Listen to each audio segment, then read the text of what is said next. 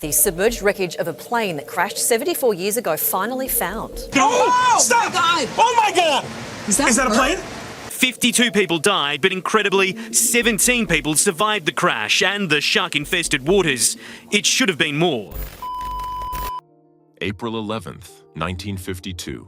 The Clipper Endeavour, a Douglas DC-4, takes off from San Juan, Puerto Rico, headed for New York. 64 passengers, 5 crew. Minutes after takeoff, it loses engine power. The pilots can't make it back to the airport. They're forced to put the plane down in the open ocean. Here's the part that's almost hard to believe. Everyone survived the landing itself. All 69 people aboard lived through the impact. But then came the chaos. Passengers scrambled to find life vests they didn't know how to use. Crew members struggled to launch life rafts in the dark, open water. According to later accounts, many passengers froze. They stayed in their seats, too afraid to face the ocean, even as the plane began sinking.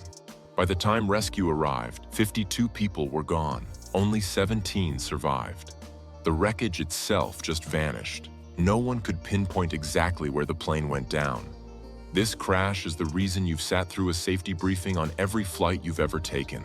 Investigators found that the disaster wasn't really about the mechanical failure. It was about what happened after.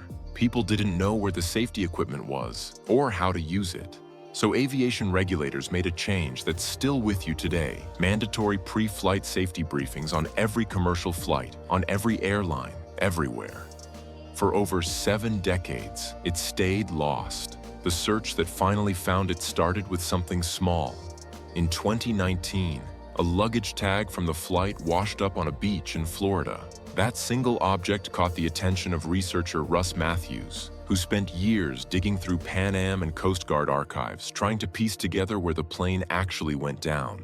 The breakthrough came from an unexpected source, a hearing transcript from Puerto Rico and a hand-drawn map.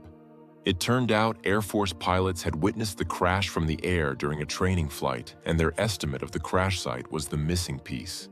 In June 2026, a team using an autonomous underwater sonar drone finally located it, nearly 2,000 feet down, off the northern coast of Puerto Rico.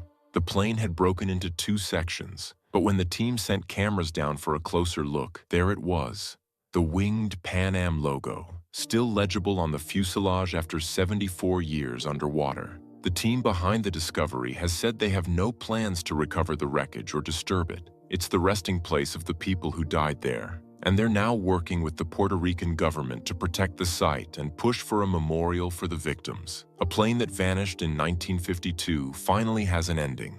Not a rescue, just an answer, 74 years late for the families who never got one. If you want more stories like this, real mysteries, real history, subscribe so you don't miss the next one.